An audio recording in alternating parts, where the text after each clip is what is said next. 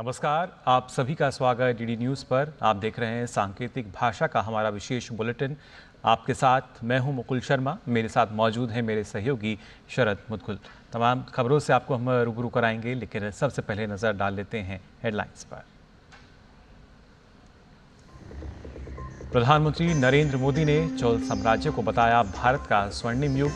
कहा, चोल साम्राज्य ने भारत को लोकतंत्र की जननी कहने की परंपरा को बढ़ाया आगे।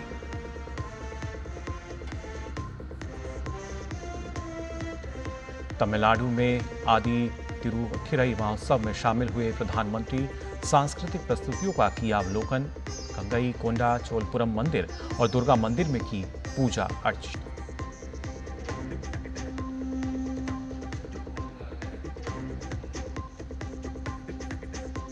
प्रधानमंत्री नरेंद्र मोदी ने मन की बात में 21वीं सदी को बताया भारत के लिए विज्ञान की सदी।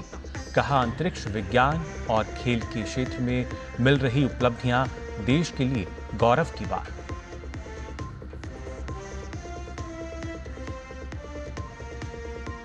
पीएम मोदी ने मन की बात में देशवासियों से अपने इतिहास को जानने और गौरव महसूस करने का किया आह्वान। देश की धरोहरों को मिली वैश्विक पहचान पर जताई प्रसन्नता।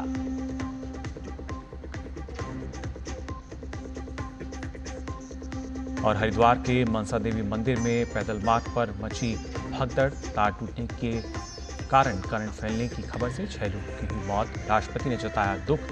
सीएम धामी ने की मुआवजे की घोषणा।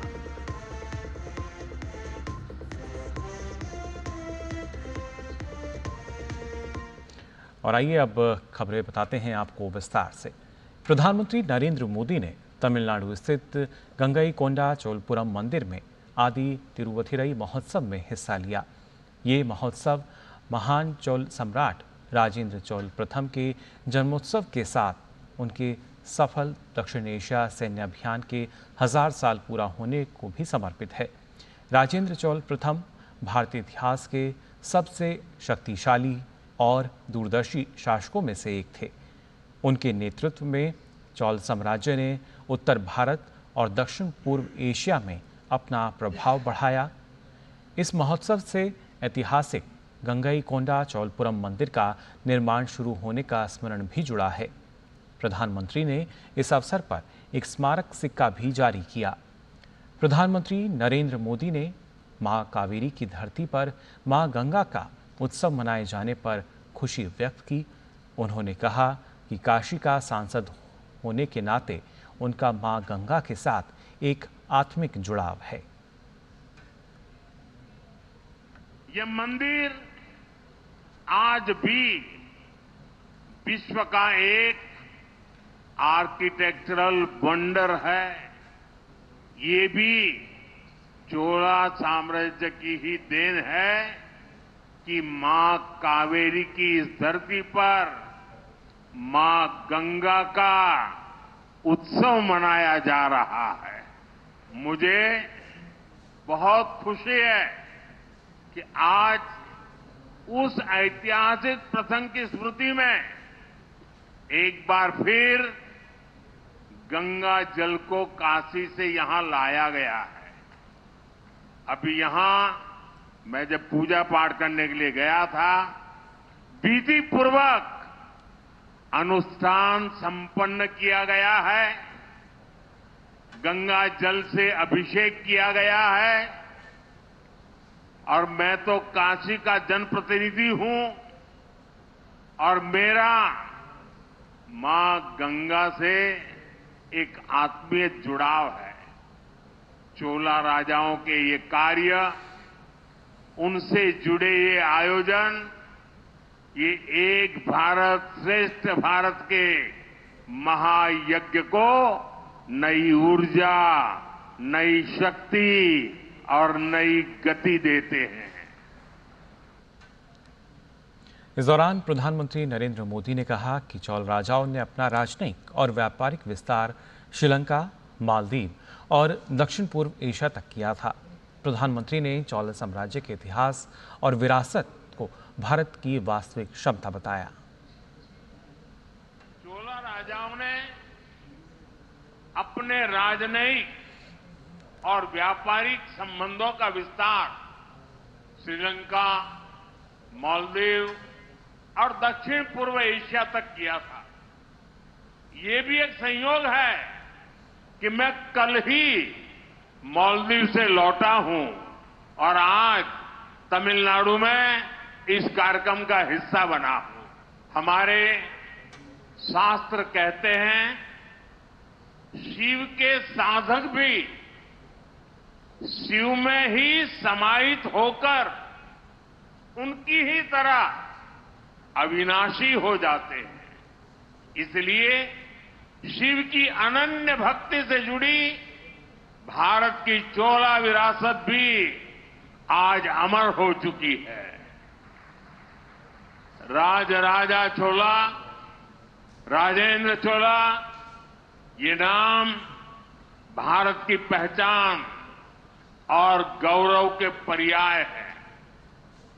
चोला साम्राज्य का इतिहास और विरासत ये भारत के वास्तविक सामर्थ्य का, ट्रू पोटेंशियल का उद्घोष है।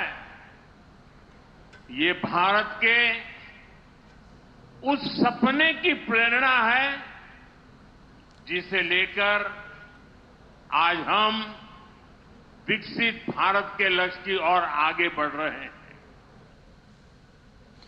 प्रधानमंत्री नरेंद्र मोदी ने मन की बात में किलों के महत्व का वर्णन करते हुए यूनेस्को द्वारा 12 मराठा किलों को वर्ल्ड हेरिटेज साइट्स के रूप में मान्यता देने पर प्रसन्नता व्यक्त की। उन्होंने देश की आज़ादी और देश के लिए मर मिटने वाले वीरों को भी याद किया। किले हमारे प्राचीन और गौरवशाली इतिहास का जीवंत प्रमाण हैं। हर किले से इतिहास का एक एक पन्ना जुड़ा है। पीएम ने यूनेस्को द्वारा 12 मराठा किलों को वर्ल्ड हेरिटेज साइट्स के रूप में मान्यता देने पर प्रसन्नता व्यक्त की। यूनेस्को ने 12 मराठा किलों को वर्ल्ड हेरिटेज साइट्स के रूप में मान्यता दी है। 11 किले महाराष्ट्र में, 1 किला तमिलनाडु में। हर किले से इतिहास का एक एक पन्ना जुड़ा है। हर पत्थर एक ऐतिहासिक घटना का गवाह है। किला ऐसा जिसे दुश्मन भेद न सके। ये किले सिर्फ ईंट पत्थर नहीं है, ये हमारी संस्कृति के प्रतीक है। संस्कार और स्वाभिमान आज भी इन किलों की ऊंची ऊंची दीवारों से जागते हैं। मैं सभी देशवासियों से आग्रह करता हूं, इन किलों की यात्रा करें, अपने इतिहास को जानें, गौरव महसूस करें। प्रधानमंत्री मोदी ने इस अवसर पर देश की आज़ादी और देश के लिए मर मिटने वाले वीरों को याद किया। उन्होंने कहा कि ऐसे लाखों वीर शहीदों के बलिदान के कारण ही आज हम आज़ाद हैं। अनगिनत बलिदानों के बाद, सदियों की तपस्या के बाद हमें आज़ादी मिली थी। देश के दीवानों ने अपने रक्त से आज़ादी के आंदोलन को सींचा था। हम अपने स्वतंत्रता सेनानियों को याद करते हैं, उनसे प्रेरणा पाते हैं, लेकिन साथियों, हमारी आज़ादी के साथ देश के बंटवारे की टीस भी जुड़ी हुई है। इसलिए हम 14 अगस्त को विभाजन विभीषिका स्मृति दिवस के रूप में मनाते हैं। आज़ादी सिर्फ एक तारीख नहीं है, ये हर उस दिल की धड़कन है जिसने कभी भारत का सपना देखा। प्रधानमंत्री मोदी ने उन बलिदानों को याद रखने की बात की जिनकी वजह से देश को आज़ादी मिली, क्योंकि आज़ादी सिर्फ एक उपहार नहीं बल्कि एक जिम्मेदारी है। Bureau report, DD news. साथ ही प्रधानमंत्री नरेंद्र मोदी के मन की बात कार्यक्रम को दिल्ली में भी आपको बता दें, जनता ने बहुत उत्साह के साथ सुना। क्या है दिल्ली में लोगों की प्रतिक्रिया, इस पर खास बातचीत की हमारे विशेष संवाददाता गिरीश निशाना ने। दिल्ली में भी प्रधानमंत्री की मन की बात कार्यक्रम को बहुत उत्साह के साथ सुना गया। कुछ लोग हमारे साथ हैं, बात करते हैं। प्रधानमंत्री मोदी जी के मन की बात में साफ सफाई का सबसे अच्छा मुद्दा लगा, क्योंकि हमारे यहाँ साफ सफाई रहेगी तो बीमारी कम रहेगी। स्पेस के अंदर जो हमारे अंतरिक्ष के यात्री गए थे सुशांत शुक्ला, और उनके बारे में बताया कि किस प्रकार इस उनकी यात्रा से बच्चों के अंदर रुचि पैदा हुई है, बच्चे विज्ञान के प्रति बच्चों का जो जिज्ञासा पैदा हुई है। प्रधानमंत्री जी नवाचार की, खेल की, विज्ञान की, सबकी बात युवाओं के बीच में करते हैं, सब लोगों के बीच में करते हैं। इसी तरह से खेल को बढ़ावा देने के लिए भी वो लगातार अपने विचार, अपना प्रयास वो करते रहते हैं। अभी भी बताया है कि हमारे वर्ल्ड का जो पुलिस गेम है उसमें अमेरिका में जो हुआ उसमें भारत की बड़ी अच्छी परफॉर्मेंस रही। 600 से अधिक लोगों ने वहाँ पर मेडल जीते हैं। यूनेस्को ने जो हमारे अभी 12 मराठा किले और 1 तमिलनाडु का किला लिया है, तो हम उसके लिए बड़ी सराहना करते हैं। यूनेस्को ने हमारा किलों को लेने का जो है, मैं ट्रैवलिंग जरूर करना चाहूँगा और अपने जो युवाओं में बताऊँगा कि अपनी संस्कृति क्या है, हमारी संस्कृति को अच्छे से आगे बढ़ाइए। सबसे ज़्यादा अच्छा ये लगा कि जितना हमें स्पोर्ट्स के लिए आज के जो युवा हैं वो कितने ज़्यादा स्पोर्ट्स में भाग लेते हैं, कितना हमें प्रेरित कर रहे हैं आप अपने मन की बात कह के। मेरे ख्याल से पहले प्रधानमंत्री हैं जो लोगों से ऐसी बातें करते हैं, बच्चों के भविष्य की, स्कूल की, पर्यावरण की, हमारे देश में क्या हो रहा है, जीव की, जंतु की जो संस्कृति उसको बनाए रखना चाहते हैं। ये लगातार चालू रहने चाहिए। आदरणीय प्रधानमंत्री मोदी जी ने बहुत अच्छा काम कर रहे हैं। तो काफ़ी उत्साहित हैं। उत्साहित इसलिए हैं क्योंकि प्रधानमंत्री नरेंद्र मोदी हर बार प्रेरणादायक बातें करते हैं। कैमरामैन प्रमोद देवी के साथ गिरीश निशाना, DD न्यूज, दिल्ली। भाजपा सांसद सुधांशु त्रिवेदी ने बिहार में SIR को लेकर विपक्ष के विरोध पर पलटवार किया है। उन्होंने कहा कि राहुल गांधी द्वारा चुनाव आयोग पर लगातार हमला दिखाता है कि आपातकाल के 50 साल बाद भी उनकी विचारधारा नहीं बदली है। सुधांशु त्रिवेदी ने कहा कि राहुल गांधी के लिए चुनाव की वैधता चुनाव में जीत और हार से तय होती है। लगातार ये बातें इलेक्शन कमीशन पे ये दर्शाता है कि 50 साल अभी इमरजेंसी के हुए माइंडसेट नहीं बदला है। 50 साल पहले इंदिरा गांधी जी कहती थी कि इलेक्शन की वैलिडिटी, इलेक्शन की मान्यता इस आधार पर तय होगी कि मैं चुनाव जीती या नहीं। आज 50 साल बाद राहुल गांधी यही कह रहे हैं कि मैं चुनाव जीता या नहीं इसके आधार के ऊपर तय होगा। और मैं राहुल गांधी से पूछना चाहता हूं, भाई आपके हिसाब से इलेक्शन कमीशन ने कश्मीर में बहुत अच्छा काम किया, पंजाब में बहुत अच्छा काम किया, हरियाणा में खराब कर दिया, फिर हिमाचल में अच्छा किया, फिर उत्तराखंड में खराब कर दिया, फिर यूपी बिहार में बड़ा खराब काम किया, बंगाल में अच्छा कर दिया। मुझे लगता है राहुल गांधी जी को, देश की जनता को वो समझने का प्रयास नहीं करना चाहिए। वो शब्द जो उनके लिए प्रयोग होता था वो प्रयोग होना बंद हो गया। प्रधानमंत्री नरेंद्र मोदी ने 6 जून 2025 को चिनाब और अंजीपुलों के साथ उधमपुर श्रीनगर बारामूला रेलवे लिंक परियोजना का उद्घाटन किया था। इस परियोजना के शुरू होने से कश्मीर घाटी में रेल पटरियों के रखरखाव की क्षमता में बुनियादी बदलाव आया है। रेलवे लिंक ने कश्मीर घाटी में रेल लाइन के रखरखाव वाली मशीनों की आवाजाही को सक्षम बनाया है। जून 2025 की शुरुआत से एक टेम्पी मशीन तैनात की गई है। ये मशीन रेल पटरियों को उचित प्रकार से एक सीध में रखने और स्थिरता सुनिश्चित करने के लिए पटरियों के नीचे पत्थर के टुकड़े भरती है। इसने अब तक घाटी में लगभग 88 किलोमीटर रेलवे पटरियों के नीचे पत्थर के टुकड़े भरे हैं। हालांकि मार्ग पर 2 गिट्टी सफाई मशीनें यानी BCM भी यहां पर तैनात की गई हैं। गिट्टी पटरियों पर जमा होने वाले पत्थर के टुकड़े हैं। यह रेलवे पटरियों को सहारा प्रदान करती हैं। ये मशीनें मिलकर काम कर रही हैं और लगभग 11.5 किलोमीटर पटरियों की गहराई से स्क्रीनिंग कर चुकी हैं। रेल मंत्री अश्विनी वैष्णव ने जानकारी दी कि उन्नत मेमू रैक अब घाटी में भी चालू हो गया है।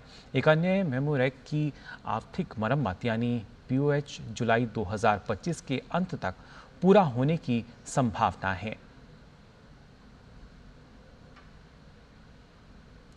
वहीं चारबाग कारखाने में एक डेमू रैक का POH भी पूरा हो गया है।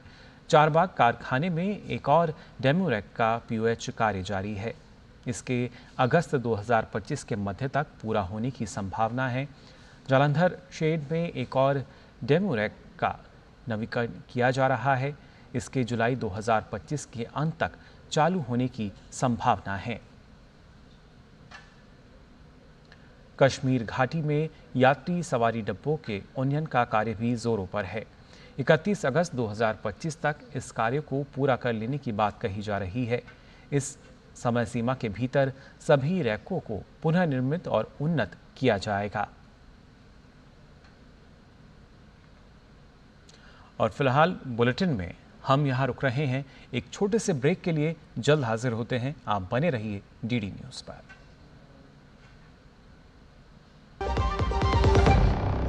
जब धरती चीर कर निकलता है लोहे का पत्थर और मिलता है मोंगिया के जोश से, फिर तपता है, पिघलता है और बनता है फौलाद। अब होता है सरिया सारी खूबियों के साथ।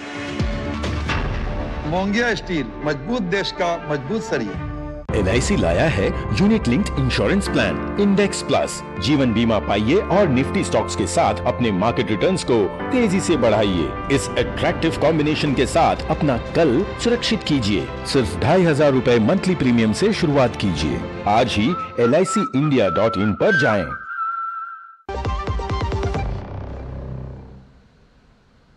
ब्रेक के बाद आप सभी का एक बार फिर स्वागत। सांकेतिक भाषा के हमारे इस विशेष बुलेटिन में खबरों में आगे बढ़ते हैं। मुंबई पहुंचे केंद्रीय मंत्री पीयूष गोयल ने कहा कि यूके भारत मुक्त व्यापार समझौता भारत की बढ़ती ताकत को दर्शाता है। पीयूष गोयल ने कहा कि दुनिया आज प्रधानमंत्री मोदी के नेतृत्व पर विश्वास करती है। उसी का नतीजा है कि विकसित देशों के साथ महत्वपूर्ण समझौते हो रहे हैं। This UK-India Comprehensive Economic and Trade Agreement is the result of the trust that Prime Minister Modi has earned across the world, because of which now we are negotiating and finalizing agreements with developed countries with whom we do not compete, but with whom we complement each other. It will open up a plethora of opportunities. It is the most comprehensive free trade agreement India has ever entered into. 30 chapters, including environment, gender, anti-corruption. It has so many positives and new things that today the world wants to do business with India, wants to do free trade agreements with India. संसद के monsoon सत्र के बीच Samajwadi party के सांसदों की दिल्ली के parliament street मस्जिद में बैठक का मुद्दा तूल पकड़ता जा रहा है। मौलाना शाहबुद्दीन रिजवी बरेलवी ने सपा मुखिया अखिलेश यादव की पत्नी डिंपल यादव के सर को ना ढकने को लेकर जमकर हमला बोला। इस पर भाजपा नेता अमित मालवीय ने अखिलेश यादव की चुप्पी को आड़े हाथ लिया। उन्होंने एक्स पर लिखा कि हाल ही में जब अखिलेश यादव की पत्नी और सांसद डिंपल यादव साड़ी पहनकर मस्जिद गईं तो उनके विरुद्ध जिस प्रकार की अमर्यादित भाषा और अपमानजनक उपमाओं का प्रयोग किया गया वह अत्यंत निंदनीय है। यहाँ तक कि अखिलेश यादव के खिलाफ फतवा तक जारी कर दिया गया। लेकिन इस पूरे प्रकरण पर अखिलेश यादव की चुप्पी बहुत कुछ कहती है। जो व्यक्ति वोट बैंक की राजनीति के लिए अपनी पत्नी और परिवार के सम्मान को दांव पर लगा दे वह दूसरों के लिए भला क्या खड़ा होगा। और खबर असम से। असम में कोलाघाट जिले के उरियम घाट स्थित रिंगमा रिजर्व फॉरेस्ट में अवैध रूप से रह रहे घुसपैठियों के खिलाफ बड़ा अभियान जारी है। अधिकारियों ने बताया कि यहां 3000 बीघा से ज्यादा वन भूमि पर अवैध कब्जा किया गया। वन विभाग की जमीन पर सुपारी के पेड़ समेत बागान भी लगा दिए गए हैं। साथ ही जमीन का इस्तेमाल खनन और नशीले पदार्थों सहित कई अवैध गतिविधियों के लिए भी किया जा रहा है। मुख्यमंत्री हिमंता बिस्वा शर्मा खुद अभियान की निगरानी कर रहे हैं। असम के मुख्यमंत्री हिमंता बिस्वा शर्मा ने अपनी सोशल मीडिया पर एक वीडियो पोस्ट कर कहा है कि जनता के आशीर्वाद की वजह से ही असम में घुसपैठियों के खिलाफ एक निर्णायक मुहिम जारी है। हजारों बीघा, हजारों एकड़, हजारों हेक्टेयर जमीन कुछ परिवारों ने कब्जा करके रखे थे। मान लीजिए 1000 परिवार ने कम से कम 10,000 एकड़ कब्जा करके रखे थे। तो अभी धीरे धीरे सब हट रहा है। मेरा लगता है कि अगले 3 दिन में सब खाली हो जाए। ये लोग बिहार से आए, कोई बोले मैं बंगाल से आए, कोई बोले धुबरी से आए, लेकिन कहाँ से आए वो तो पता चलेगा जब इंक्वायरी किया जाएगा। हरिद्वार के मनसा देवी मंदिर में पैदल मार्ग पर आज एक बड़ा हादसा हो गया। मंदिर के पैदल मार्ग पर बिजली का तार टूटने के कारण करंट फैल गया, जिसके कारण भगदड़ मच गई। इस हादसे में अब तक 6 लोगों के मारे जाने की पुष्टि हुई है, जबकि घायल हुए कई लोगों का स्थानीय अस्पताल में इलाज चल रहा है। 5 गंभीर रूप से घायलों को ऋषिकेश एम्स रेफर किया गया है। मुख्यमंत्री पुष्कर सिंह धामी ने हादसे पर दुख जताते हुए मृतकों के परिजनों को 2-2 लाख रुपए के मुआवजे का ऐलान किया। साथ ही घायलों के लिए 50-50 हजार रुपए की सहायता राशि देने की घोषणा की गई है। वहीं हरिद्वार के मनसा देवी मंदिर के मार्ग पर हुई दुर्घटना पर प्रधानमंत्री नरेंद्र मोदी ने दुख जताया है। प्रधानमंत्री कार्यालय ने एक्स पर लिखा है कि उत्तराखंड के हरिद्वार में मनसा देवी मंदिर पर हुई भगदड़ में हुई जान माल की हानि से अत्यंत दुखी हूं। अपनों को खोने वालों के प्रति संवेदना, घायलों के शीघ्र स्वस्थ होने की कामना करता हूं। स्थानीय प्रशासन प्रभावित लोगों की सहायता कर रहा है।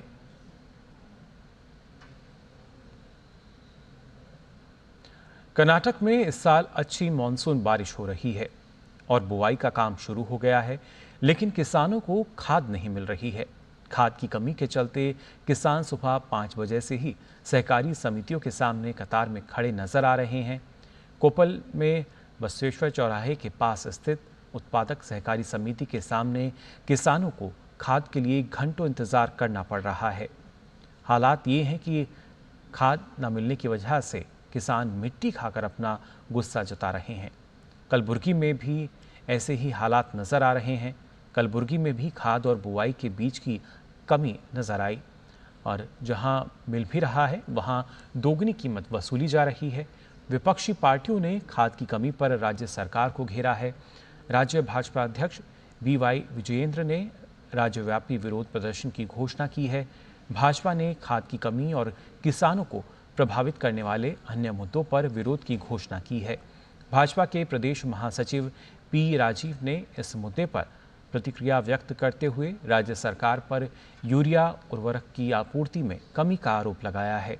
उन्होंने कहा कि सरकार की लापरवाही के कारण किसानों को भारी परेशानियों का सामना करना पड़ रहा है। Agriculture comes under state list in Indian Constitution. The state government, it is the bounded duty to provide sufficient seeds and fertilizers to farmers.